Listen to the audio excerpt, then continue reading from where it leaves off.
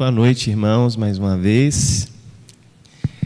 Que a graça, que a paz do Senhor Jesus esteja com todos, com todas. Que, no nome de Jesus, nossos corações estejam abertos e receptivos para a palavra. Para a palavra que, quando cai sobre os nossos corações, sempre causa mudança, sempre causa algum impacto. Ela é designada pelo próprio Deus para fazer aquilo que apraz ao próprio Deus. E por isso, nós nos submetemos a ela. Nós estamos vindo de uma série que fala sobre Cristo como a luz do mundo, que encara a realidade da luz de Deus que um dia invadiu o mundo. E essa luz não estava apenas naquele tempo específico da história, na Galileia, na Judéia, do primeiro século. Essa luz estava com Deus desde o princípio, conforme o próprio apóstolo João nos mostra. Mas essa luz que Deus enviou ao mundo no ano 0, essa luz também foi prometida pelos profetas, também foi esperada, aguardada pelos profetas. Isaías profetizou dizendo que ele seria maravilhoso, conselheiro, Deus forte, Pai da eternidade, príncipe da paz, que viria sobre uma terra e sobre um povo que andava em trevas, e esse povo veria brilhar uma grande luz. João, ao contar o nascimento de Jesus, nos contou um poema, declamou um poema. No princípio era o Verbo, e esse Verbo era a luz dos homens, e todos os homens viram a glória de Deus através da luz de Cristo. E é interessante que desde antes da fundação do mundo, a luz de Deus já estava com ele, o povo que andava em trevas esperava pela luz que veio como o Verbo de Deus. Mas depois que o Verbo nasceu, cresceu, foi crucificado, morreu, ascendeu aos céus, o que nós, eu e você, esperamos nesse tempo, que é o tempo entre a parousia, a primeira subida de Jesus, e a parousia, que é o retorno dele, a volta dele, entre a ascensão e a parousia? O que nós fazemos? O que nós, povo de Deus, aguardamos? Quero convidar você a abrir a sua Bíblia em Apocalipse, capítulo 21. Leremos todo o capítulo. Respira fundo aí, para você acompanhar essa leitura. Já peço desculpas a vocês, que a gente deveria entrar pelo menos até o versículo 7 do capítulo 22, mas para que a gente não tome todo o nosso tempo, nós vamos ler todo o capítulo 21. Como a luz que estava com Deus no princípio, como a luz aguardada, como a luz revelada, se relaciona com a nossa vida hoje, com esse momento histórico que nós estamos vivendo. Olha o que o apóstolo João, no seu exílio na ilha de Patmos, escreve e vê: vi novo céu e nova terra, pois o primeiro céu e a primeira terra passaram, e o mar já não existe. Vi também a cidade santa, a nova Jerusalém, que descia do céu, da parte de Deus, ataviada como noiva, adornada para o seu esposo. Então ouvi grande voz vinda do trono, dizendo: eis o tabernáculo de Deus com os homens, Deus habitará com eles, eles serão povos de Deus, e Deus mesmo estará com eles. E lhes enxugará dos olhos toda lágrima, e a morte já não existirá, já não haverá luto, nem pranto, nem dor, porque as primeiras coisas passaram. E aquele que está sentado no trono disse: eis que faço novas todas as coisas. E acrescentou: escreve, porque essas palavras são fiéis e verdadeiras. Disse-me ainda: tudo está feito. Eu sou o Alfa e o Ômega, o princípio e o fim. Eu, a quem tem sede, darei de graça da fonte da água da vida. O vencedor herdará essas coisas, e eu lhe serei Deus, e ele me será filho. Quanto, porém, aos covardes, aos incrédulos, aos abomináveis, aos assassinos, aos impuros, aos feiticeiros, aos idólatras e a todos os mentirosos, a parte que lhes cabe será no lago que arde com fogo e enxofre, a saber, a segunda morte.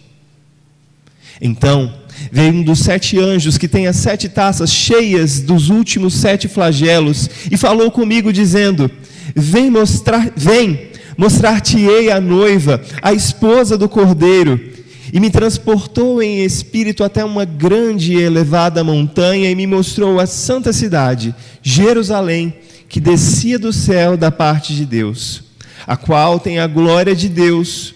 O seu fulgor era semelhante a uma pedra preciosíssima, como pedra de jaspe cristalina. Tinha grande e alta muralha, 12 portas, e junto às portas 12 anjos, e sobre elas nomes inscritos, que são os nomes das 12 tribos dos filhos de Israel. 3 portas se achavam a leste, 3 portas ao norte, 3 ao sul e 3 a oeste.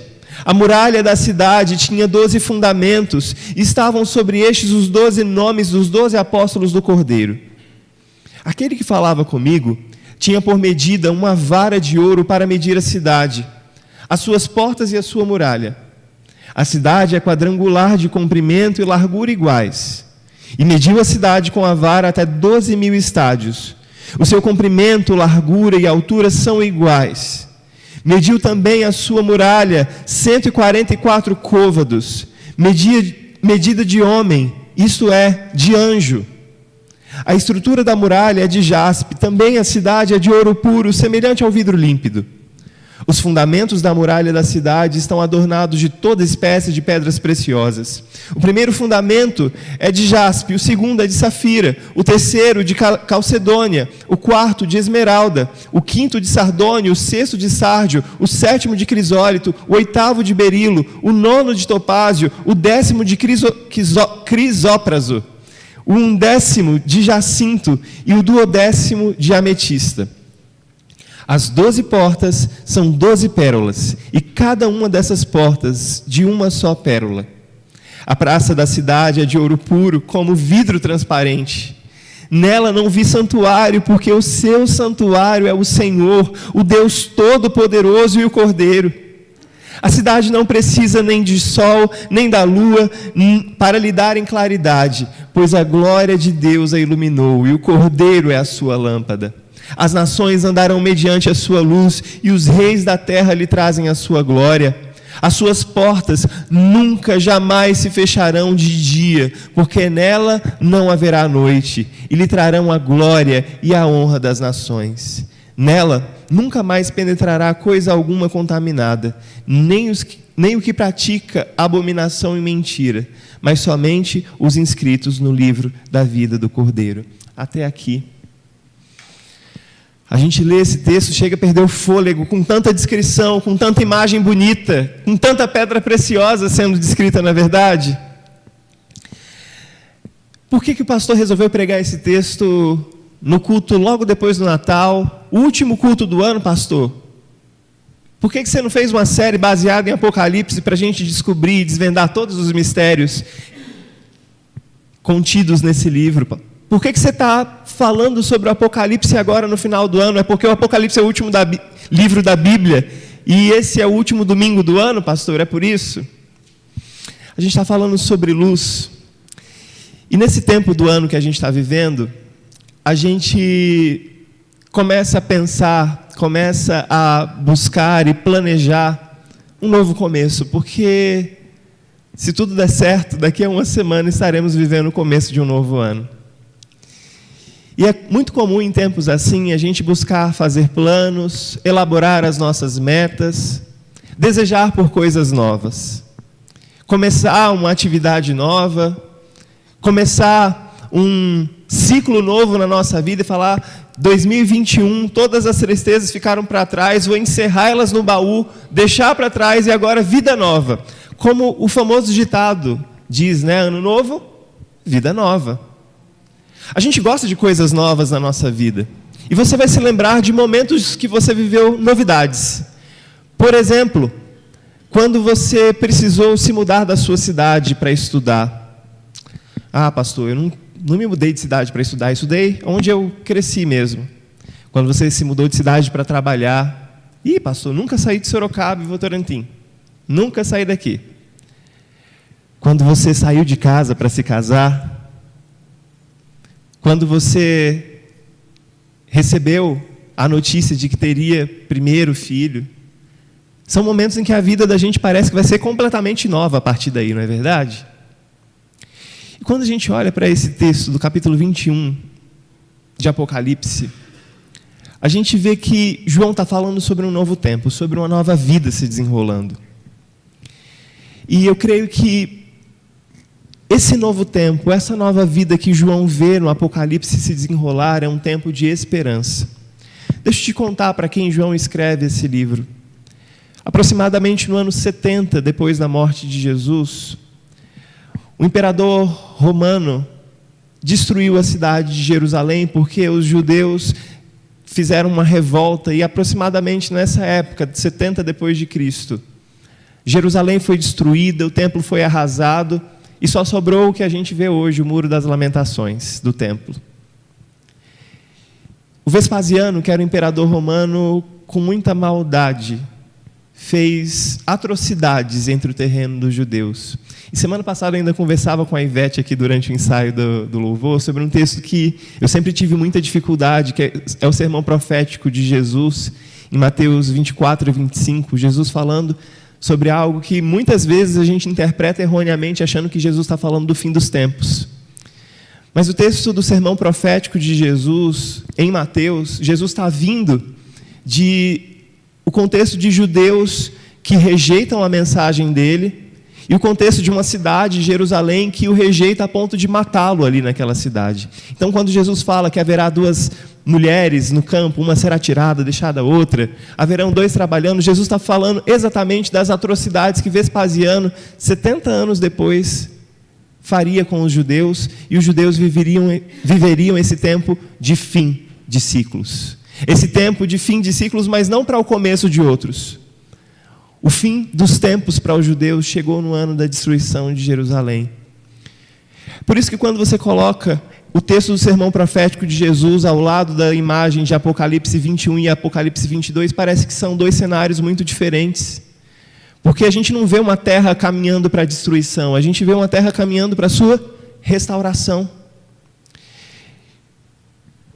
E aí quando João escreve para esse povo que havia sido devastado, quando João escreve para crentes na dispersão do mundo grego, que viviam perseguidos pelo Vespasiano, que viviam perseguidos pelos crentes romanos, da religião pagã romana, João escreve para um povo que estava sofrendo. João escreve para um povo que estava desesperançado e falando: ciclo novo, vida nova, quando? Isso nunca vai acontecer comigo. E talvez, meu irmão, você chegou aqui no final desse ano de 2021, depois de viver e ser solapado pelo ano de 2020, achando que 2021 ia ser diferente, você fala, 2022 a gente vai ter mais de 2020 e 2021 que pareceram um ano só, né? Você não sabe distinguir muito bem quando 2020 acabou e 2021 começou, porque a gente estava preso dentro de casa. E a gente não tem perspectiva, muitas vezes a gente chega no final de mais um ano sem esperança de tempos novos, de mudanças, sem esperança de que a luz um dia brilhe e traga um novo dia, um novo tempo que vai começar. Novos sonhos que serão verdade, um futuro que já começou. E você conhece essa música, eu sei que você conhece. Mas esse tempo de fins de ciclos e começo de novos ciclos, eu quero olhar com você para esse texto de Apocalipse, para esses 27 versículos, e trazer algumas palavras de esperança, não que o pastor Tássio encontrou aqui no texto, mas são palavras de esperança ditas pela boca do próprio Deus. Palavras registradas pelo João, que não apenas ouviu, mas João viu na revelação. E aprove a Deus, 20 anos depois da destruição de Jerusalém, porque João escreve o Apocalipse mais ou menos no ano 90, 95 depois de Cristo, 20 anos depois, aquele povo que estava vivendo 20 anos de destruição, de tristeza, de falta de esperança, João escreve para esse povo falando: olha, um dia novo vai raiar para vocês. E deixa eu contar para vocês que esse dia novo vai raiar porque eu vi. O próprio Deus me entregou um livro que estava selado com 7 selos, mas eu vi o Cordeiro de pé no trono desatando esses selos e revelando a história para mim. E se você chegou aqui sem esperança hoje, eu quero te convidar a ver João recebendo esse livro das mãos do Cordeiro e desatando os selos que trazem esperança para nós. Primeira coisa que João vê e que traz esperança para nós é que João vê que Deus fará novas todas as coisas. Olha o que a parte A do versículo 1, eu vou te desafiar a deixar sua Bíblia aberta aí, que a gente vai caminhar por esse capítulo hoje. Parte A do versículo 1 de Apocalipse 21, o que João vê? Vi novo céu e nova terra, pois o primeiro céu e a primeira terra passaram. E no versículo 5 João continua: e aquele que está sentado no trono disse: eis que faço novas todas as coisas. E aí, aquele que está no trono diz: escreve, porque essas palavras que eu estou dizendo são fiéis e verdadeiras. João vê novo céu e nova terra. E o que estava no trono diz para João: eu estou fazendo coisa nova. Irmãos, às vezes do lado de cada história a gente não consegue ver Deus fazendo coisa nova.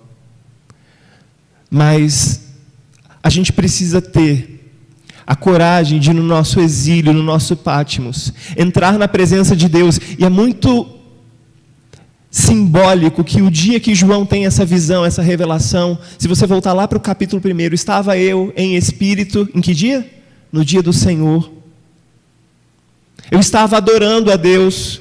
João estava exilado na ilha de Patmos, ele não podia estar numa reunião como essa, mas ele estava em espírito no dia do Senhor. Olha como é importante a gente se reunir para estar em espírito no dia do Senhor, deixar pausar as coisas carnais para estar em espírito no dia do Senhor. E aí João ouve aquele que está no trono dizendo: eu faço nova todas as coisas. Às vezes você está sem esperança, o que você precisa é estar em espírito no dia do Senhor, ouvindo a voz de Deus dizendo: eu estou fazendo coisa nova.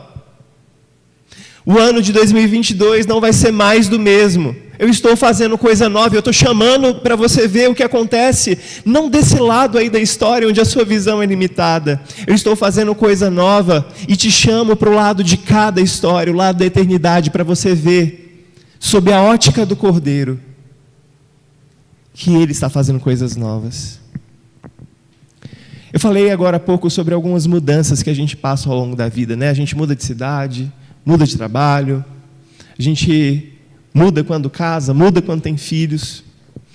E é interessante que João usa, para falar sobre coisas novas e tempos novos, essas mesmas metáforas. João fala, em primeiro lugar, sobre uma cidade nova para morar. Versículo 2, parte A, o que ele vê? Ele vê a cidade santa. Só que não é a antiga Jerusalém, que era chamada Luz nos tempos de Abraão e que depois se tornou Jerusalém, a cidade edificada sobre o monte, a cidade Luz. Não é essa cidade que ele está falando, ele está falando sobre uma nova Jerusalém. Uma nova Jerusalém que não é construída por mãos humanas, mas que desce do céu da parte de Deus. Uma cidade nova para morar. Uma cidade nova, uma nova cidadania, uma nova pátria. Ele promete para a gente, mas ele promete também um casamento. A segunda figura que ele usa é a figura de um casamento. Essa cidade que João vê, essa nova Jerusalém que João enxerga, ela está ataviada como a noiva, é o que a parte B do versículo 2 conta. Eu vi a nova Jerusalém que descia do céu da parte de Deus, adornada, ataviada, vestida como noiva, adornada para o seu esposo. Versículo 9, de novo a linguagem do casamento. Deus está fazendo coisas novas, Ele vai vir se casar conosco. E ao longo de todo o Antigo Testamento você vê Deus tratando Israel como a esposa dele, como a noiva dele. E talvez a imagem mais brutal que a gente vê no Antigo Testamento dessa relação entre Deus e o seu povo está no livro de Oséias. Quando Deus manda Oséias se casar com uma prostituta, uma mulher que fazia vida. E Oséias tem filhos que não são deles. E Deus fala: olha, Israel, do mesmo modo que Oséias ama a esposa dele com esse amor leal, com esse amor que não abandona, mesmo ele sabendo das traições dela, mesmo sabendo da infidelidade, eu amo você. E agora, o que a gente vê não é mais uma como a esposa de Oséias, a gente vê uma nova Jerusalém, uma cidade santa, adornada para o seu esposo, não cheia de palavrões como a meretriz que aparece no livro de Apocalipse, a grande Babilônia, mas uma esposa santa, adornada, vestida de noiva. E aqui a gente tem meninas que em breve vão passar por essa experiência de se vestir de noiva. É um novo tempo. Você que passou por esse tempo, o friozinho na barriga, de ver como estava a decoração na igreja, de saber como ele estaria vestido. Será que no nosso coração existe essa expectativa de nos encontrarmos com o nosso noivo, que nos amou quando a gente era imundo, quando a gente estava se prostituindo com os outros deuses que nós abraçamos ao longo da nossa vida? O ano de 2022 só será um novo tempo para mim e para você, se entendermos que Deus está fazendo coisas novas. Deus está fazendo coisas novas ao nos dar uma cidade nova para morar, ao se casar conosco, mas Deus também faz coisas novas ao se hospedar na casa que Ele dá para a gente. Olha o que o versículo 3 diz: então ouvi grande voz vinda do trono dizendo: eis o tabernáculo de Deus. E olha João puxando a memória da gente aqui para o Antigo Testamento. O que é o tabernáculo? É aquela tenda montada no Antigo Testamento, lá no deserto, enquanto o povo de Deus estava vindo do Egito para entrar na terra prometida, e Deus faz daquela casa, daquela tenda, a habitação dele na terra. João ouve, na verdade, uma voz vinda do trono dizendo: eis o tabernáculo de Deus com os homens. Deus habitará com eles. Deus será o nosso hóspede. Ah, pastor, mas isso está falando sobre a Jerusalém celeste quando eu morrer, quando o mundo acabar, pastor. Mas quando Cristo sobe na cruz, quando Ele ressuscita e é assunto aos céus, nós começamos a viver o antegosto daquilo que virá. Foi muito legal. Nesse mês de dezembro, enquanto a gente estava se preparando para ver o grande evento de Natal que o Ministério de Fantoches preparou, e 2 domingos antes o pessoal deu um gostinho daquilo que seria. Muitos de nós fomos a praças públicas, fomos lá na congregação do Parque São Bento e tivemos um gostinho do que seria aquela noite especial. Da mesma forma, Deus aqui está falando com essa voz que vem do céu. Deus quer vir morar com você. E você já pode experimentar dessa presença, desse tabernáculo que é apenas uma sombra daquilo que virá de forma definitiva e maravilhosa. Você já pode começar a experimentar de uma presença de Deus que é contida, sim, como era lá no deserto, como foi depois no templo, que em Jesus alcançou a plenitude quando o véu do santuário rasga ao meio. É o sinal de que a gente pode entrar no Santo dos Santos, conforme Hebreus diz. Mas haverá um dia em que aquilo que a gente espera não será apenas um gostinho, um antegosto. O que a gente espera será realidade, nós o veremos. Ah, irmãos, Deus está fazendo coisas novas e Ele é esse hóspede que virá para tabernacular conosco. O verbo tabernacular é habitar, é morar. Ele virá morar conosco e existe uma promessa: nós seremos povos dele e Ele será o nosso Deus. Os povos desse mundo têm os seus deuses. Os povos do Ocidente, da cultura narcisista que a gente vive, tem o Deus dinheiro, o Deus sucesso, o Deus fama, o Deus poder. Mas aqui existe uma promessa de que quando Deus vier e fazer novas todas as coisas, nós habitaremos com Ele, seremos povo dele, e não haverá mais dinheiro, poder, fama, sucesso, prestígio, sexo. Ele será o nosso Deus. Mas existe uma outra promessa, a promessa de renovação. Deus será nosso Pai. Versículo 7. O vencedor herdará essas coisas. Herança é algo que passa de pai para filho. O vencedor herdará essas coisas, e eu lhe serei Deus, e ele me será filho. Deus ainda hoje, irmãos, está fazendo um mundo novo. As coisas que João viu no Apocalipse ainda vão acontecer definitivamente um dia, mas a gente já pode começar a prová-las. Deus está fazendo coisa nova. Essa é a primeira promessa do Apocalipse para nós. Você quer viver de verdade um ano novo? Você quer experimentar coisas novas? Você quer uma vida nova de verdade? Se aproprie daquilo que Deus já oferece para você como seu marido, como seu hóspede, como seu pai, do Deus que oferece para você uma nova cidade. Você já é um cidadão do reino dos céus enquanto habita a cidade dos homens. Mas existe uma segunda promessa que João recebe no Apocalipse. Essa promessa é a promessa de que Deus eliminará do novo mundo, da nova cidade que Ele está criando, toda a maldade, tudo aquilo que causa fragmentação e separação. Deus vai destruir, Deus vai acabar com tudo isso. E a primeira coisa que Deus vai fazer é acabar com os sintomas desse mundo fragmentado. Versículo 4, que sintomas são esses? Ele lhes enxugará dos olhos toda lágrima, e a morte já não existirá, já não haverá luto, nem pranto, nem dor, porque as primeiras coisas passaram. Irmãos, Deus vai eliminar do novo mundo dele tudo aquilo que causa fragmentação. A morte fragmenta as nossas relações, fragmenta a nossa vida em pedaços. A doença nos fragmenta. A lágrima, o pranto, a dor. Mas no mundo que Deus está criando, nesse novo mundo, existe a promessa de que o mal será eliminado definitivamente.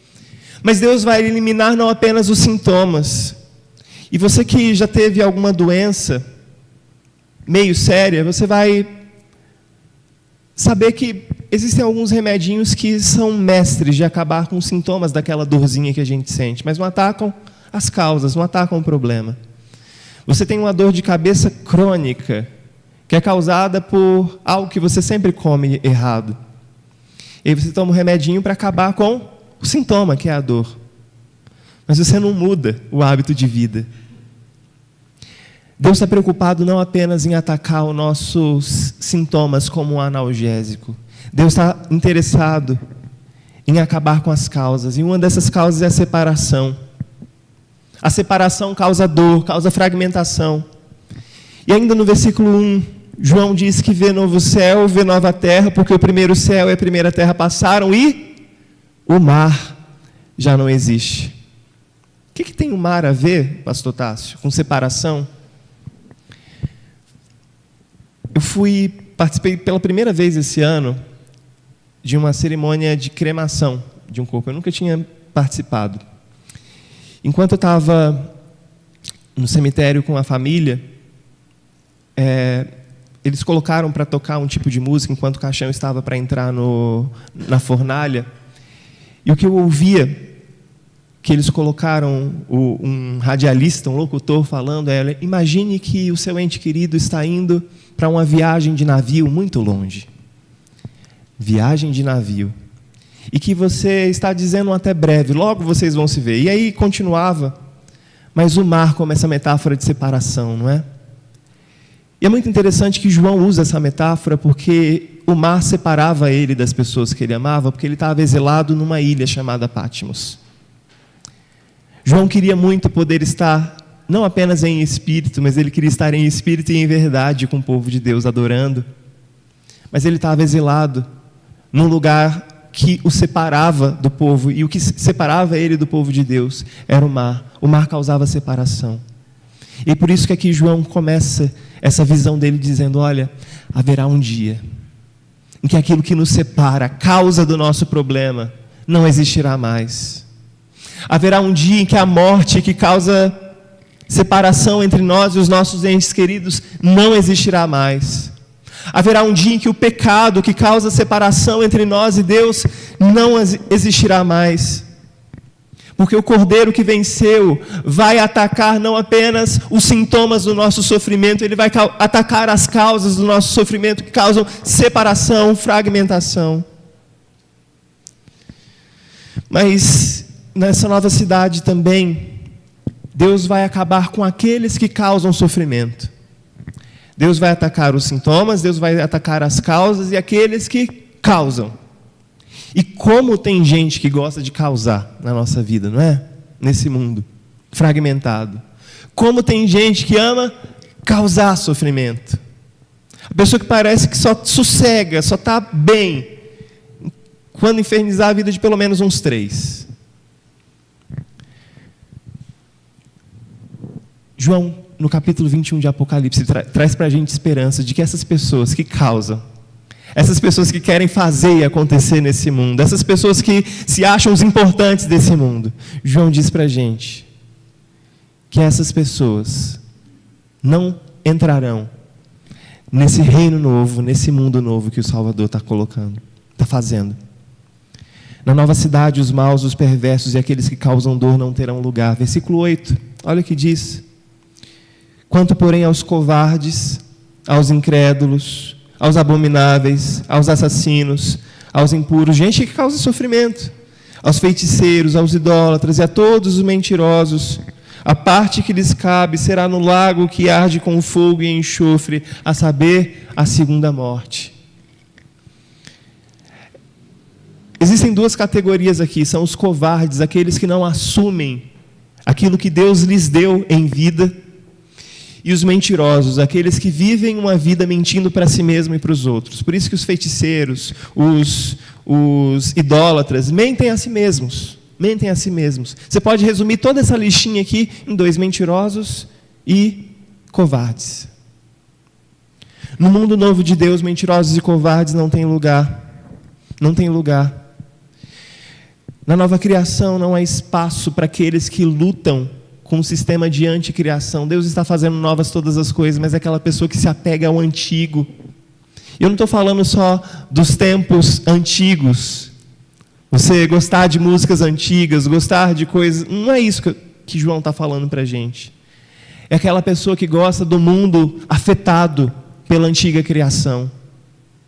Pela criação que foi corrompida pelo pecado. É a pessoa que quer viver segundo os primeiros pais, Adão e Eva, que pecaram, e não segundo o último Adão, Jesus, que não pecou, e que faz novas todas as coisas. É aquelas pessoas que se apegam a sistemas antigos e aprisionadores, como eram os fariseus no tempo de Jesus, apegados à lei, quando Jesus, que era a plenitude de toda a lei, e que cumpriu toda a lei, estava ali para oferecer a eles graça. Na igreja do futuro, no mundo novo que Deus está criando, simplesmente não haverá espaço para covardes, aqueles que fogem do conflito e da luta necessários para essa vitória. E não haverá espaço para os mentirosos. E quando eu falo de covardes aqui, eu falo daqueles que fogem da luta que em Apocalipse é travada. Os mártires, os santos que viveram cantando o cântico de Moisés, o cântico do Cordeiro, que diante das investidas da besta para que negassem o nome do testemunho de Jesus, são aqueles que não se curvaram diante dos sistemas desse mundo. Esses são os que não são covardes, que terão parte no reino.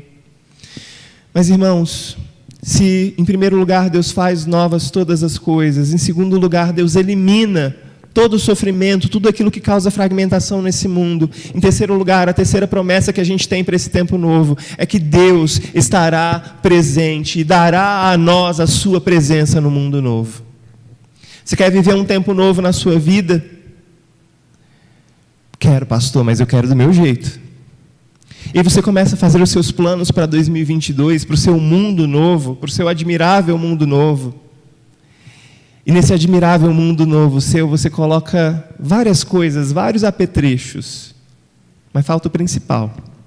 Como a gente ouve, né, nas cantatas de Natal, nas encenações de cantatas de Natal, o pessoal coloca os presentes, a ceia de Natal, e sempre o esquecido é o menino Jesus. Sempre a mensagem esquecida é a mensagem do Evangelho. Nesse mundo novo que Deus está criando, o Evangelho não vai ser apenas um acessório. Irmãos, eu quero chamar a sua atenção aqui, a atenção de vocês para uma coisa muito profunda e muito necessária. Às vezes a gente quer planejar o nosso ano seguinte, às vezes a gente quer planejar a nossa vida tirando Jesus da equação. E a gente até diz, não, eu quero Jesus na minha vida, mas eu não quero me relacionar com a igreja, não quero me relacionar com as pessoas da igreja, com aquela igreja, ou com determinadas pessoas de dentro da igreja. Porém, no mundo novo que Deus está criando, Deus está presente. Quando Deus está presente e Ele se torna o nosso Pai, a gente não pode escolher irmãos. Quando Deus faz novas todas as coisas e nos chama para o mundo dEle, a gente não pode tornar o Evangelho, a igreja, o corpo de Cristo, periferia. Algo de segunda categoria nos nossos planos. É por isso que Jesus, quando está pregando o Sermão do Monte, ele diz para os seus discípulos: olha, não se preocupem com o que vocês vão comer, beber, como vocês vão vestir, não se preocupem como ganhar dinheiro em 2021. Não é essa música? Muito dinheiro no bolso, saúde para dar e vender? Outra música que você conhece de Ano Novo? Não se preocupem com isso. Mas busquem em primeiro lugar o reino de Deus, a sua justiça, e todas as outras coisas vos serão acrescentadas. No mundo novo que Deus está criando, meus irmãos, Deus está presente em meio do seu povo, no meio do seu povo. Deus não é acessório. Deus é o central, Deus é essencial. E é muito engraçado que, para dizer que Deus precisa ser central e essencial na nossa vida e no nosso ano novo, João usa a metáfora de novo do tabernáculo. Se você lê aquela parte que ninguém gosta de ler do Antigo Testamento, que são aquelas, a menos que os arquitetos gostem, né? Não sei se gostam de ler, mas são aquelas partes do Antigo Testamento que o Moisés começa a receber de Deus um monte de medida esquisita, em medida que nem existe mais, e faz com tantos côvados assim, e coloca com estofa azul, com bordado de não sei o quê, e você fala: para que tudo isso na Bíblia? Aqui, no Apocalipse, João recebe algumas medidas. João ouve algumas medidas e algumas pedras preciosas. E ele ouve a medida de um lugar quadrado, de um cubo bem grande. Aqui, eu não sei se eu vou conseguir achar aqui. 40 côvados, mas antes, a cidade é quadrangular, de comprimento e larguras iguais, 12.000 estádios é a medida. Aproximadamente 2.000 quilômetros, 2.000 quilômetros de extensão. Então pensa, 2.000 quilômetros quadrados, porque é base, altura, depois sobe isso, porque os muros também têm a mesma altura, 2.000 quilômetros, traduzindo esses 12.000 estádios aqui para a gente. É um cubo, é um quadradão. Só que esse quadrado fica no meio da cidade. O que ficava no meio do arraial do povo de Deus no Antigo Testamento? Tabernáculo. O que ficava no meio do tabernáculo? O Santo dos Santos. E se você for olhar lá no livro de Êxodo e de Levítico, que 2 vezes é colocada a medida do tabernáculo, essas medidas formam um cubo exato. O que João está querendo mostrar para a gente aqui é que, ao invés de um cubo muito pequeno no meio do deserto, Deus está fazendo um cubão de 2.000 quilômetros quadrados. E 2.000 quilômetros quadrados era aproximadamente a mesma extensão do Império Romano naquela época. João está querendo dizer para as pessoas assim: olha, essa cidade nova, esse tempo novo que Deus está fazendo, é um novo Santo dos Santos. É um novo lugar onde a presença dele vai habitar. O Santo dos Santos era o lugar onde só o sacerdote tinha acesso na antiga aliança. Só que no lugar onde apenas o sacerdote podia entrar uma vez por ano, agora todo o mundo conhecido, todo o Império Romano, que era o mundo conhecido deles naquela época, todas as pessoas podem entrar porque cabe todo mundo. São 2.000 quilômetros quadrados, mas também tem isso de altura. Cabe todo mundo, é como se fosse um grande complexo de apartamento. Gente do mundo inteiro que a gente conhece, das nações que estão debaixo do governo do Império Romano, podem vir. São convidados para esse novo lugar que fica no meio da cidade, o Santo dos Santos, o centro da presença de Deus, o centro da vontade de Deus. Não é um lugar restrito apenas ao sumo sacerdote uma vez por ano, mas para todas as pessoas de todas as nações que podem vir e desfrutar da presença de Deus. E é muito interessante que João fala que na cidade, nesse cubo grande, onde a presença de Deus é poderosa, é esmagadora, nesse lugar, existem 12 portas, e essas portas são feitas de pérolas. Só que essas portas só servem de enfeite, porque elas ficarão abertas dia e noite. Sabe por quê? Porque não haverá mais noite. Então elas ficarão abertas durante todo o dia. As portas para a presença de Deus, as portas para você desfrutar de um relacionamento de intimidade, de poder com Deus estão abertas.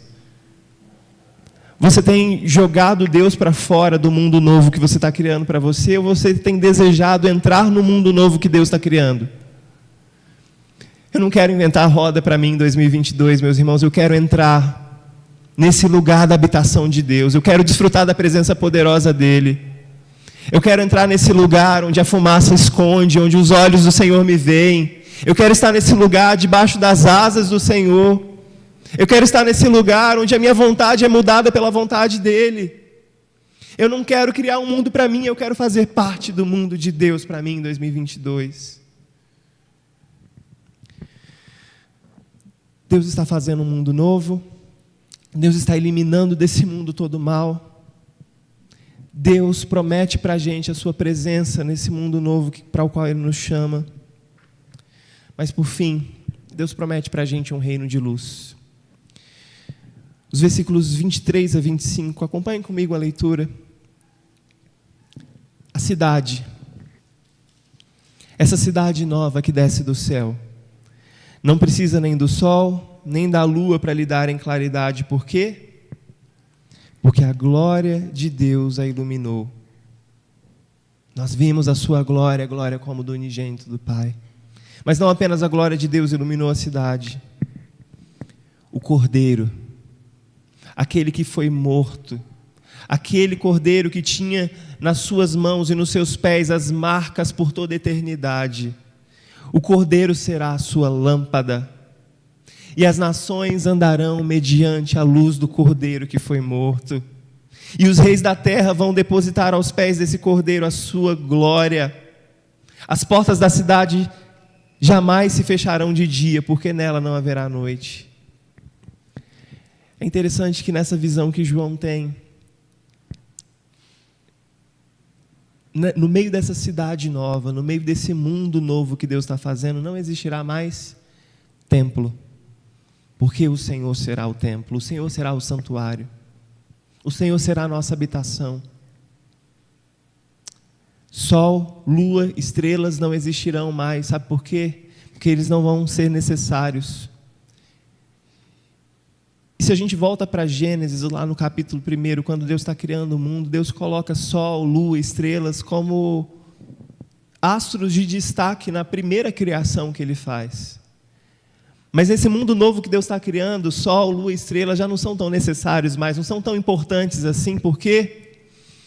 Porque a lâmpada é uma lâmpada muito mais importante. E é interessante que na antiga criação, na criação que a gente tem hoje, se você olhar o Salmo 19, você vai ver que a lei do Senhor é comparada ao sol. O que João está querendo dizer aqui é que haverá um dia em que não precisaremos mais da lei do Senhor, da lei que pune os maus e faz com que os bons caminhem no caminho correto, no caminho da justiça. Haverá um dia em que o sol e a lua não existirão mais. A lei que um dia teve destaque, que era necessária para iluminar os nossos caminhos, lâmpada para os meus pés é a tua palavra. Haverá um dia em que a lei não será mais necessária, porque o próprio Cordeiro será a nossa lâmpada. A própria visão do Cristo nos iluminará e nós não precisaremos mais de muletas para caminhar. Não precisaremos mais andar tateando no escuro. Nós o veremos como Ele é e Ele será a nossa luz. Que no nome de Jesus, meus irmãos, nós olhemos para aquilo que João está apontando, para essas promessas poderosas para o nosso 2022. Que no nome de Jesus, nós desfrutemos da sua presença poderosa, nós desfrutemos da novidade de vida que há para nós, que desfrutemos de um tempo novo que Ele tem para nós, que nós sonhemos, almejemos, aguardemos um dia em que todo o mal desse mundo será destruído, o mal que nos afasta do Cordeiro, que ansiemos em 2022 pela presença poderosa do Senhor, mas que ansiemos também pela sua luz, a luz que nos guiará eternamente, a luz que nos guiará eternamente, que em 2022 a luz que se acendeu um dia de Natal guie você todo esse ano, guie você em suas decisões, em seus planejamentos, em seus relacionamentos, que você deseje habitar nesse lugar onde o Senhor está. para a glória do Senhor.